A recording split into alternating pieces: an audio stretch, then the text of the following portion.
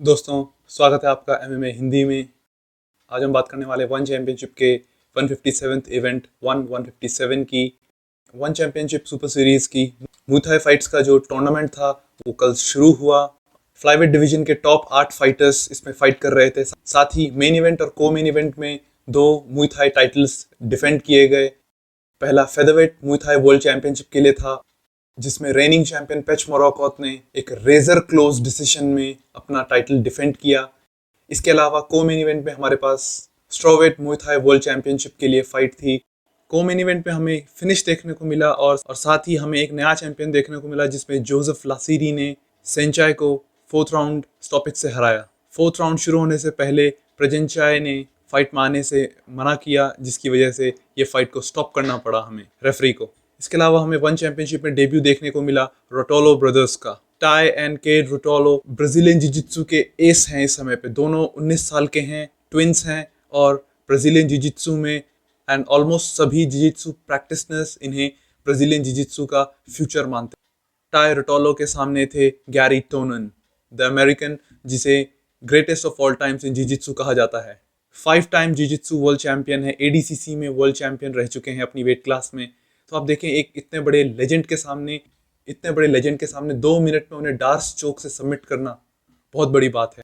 I was really shocked to see इतना जल्दी एक स्टॉपेज विक्ट्री मिला टाई रोटोलो को। गैरी टोनन एक बहुत बड़ा नाम है बीजेजे वर्ल्ड में, लेकिन जैसा कि लोगों ने प्रेडिक्ट किया था कि फ्यूचर इज रोटोलो ब्रदर्स। इसके बाद छोटे भाई केड रोटोलो के सामने थे शिन्या आयोकी, टोबिका जुडान, जापानीज लेजेंड एमएमए के, और एंड आई शुड नॉट से एमएमए के लेजेंड ओनली, क्योंकि ग्रैपलिंग वर्ल्ड में भी वो एक लेजेंड है। उनके पास करीब 20 सबमिशन विक्ट्रीज हैं अपने करियर में अभी तक, राइजिन, वन चैंपियनशिप, इन सबको मिलाकर। केड रोटोलो ने पूरे मैच का एक एक सेकंड डोमिनेट करा, लेकिन सबमिशन विक्ट्री या फिनिश नहीं ले पाए शिन्या आयोकी को, और जजेस ने एक क्लियर यूनानिमस डिसीजन विक्ट्री दी केड रोटोलो को।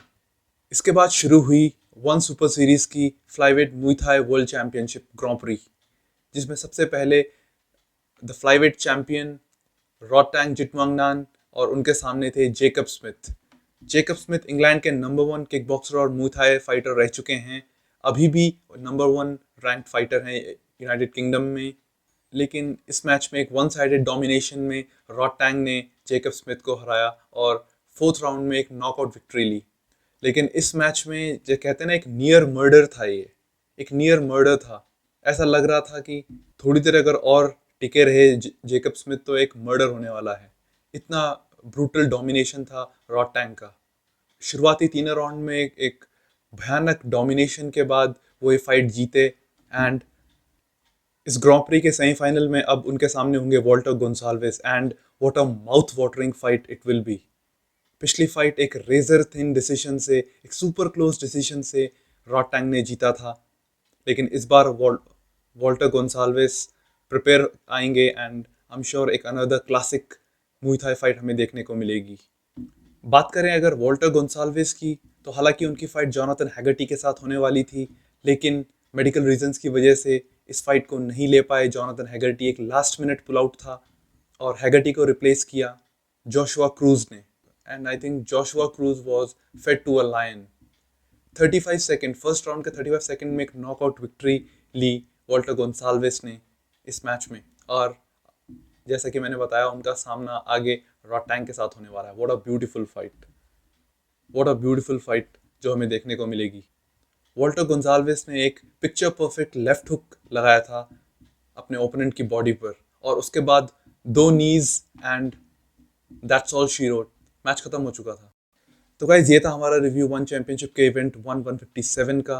Please do let me know what are your views on it, and as usual boxing, kick boxing, Muay Thai, mix martial arts का premier action, reviews, analysis and latest stories लेकर मैं आपके सामने दोबारा आता रहूँगा। Until then, hit a knockout punch on the subscribe button, hit that notification bell too, and I'll see you in the next video.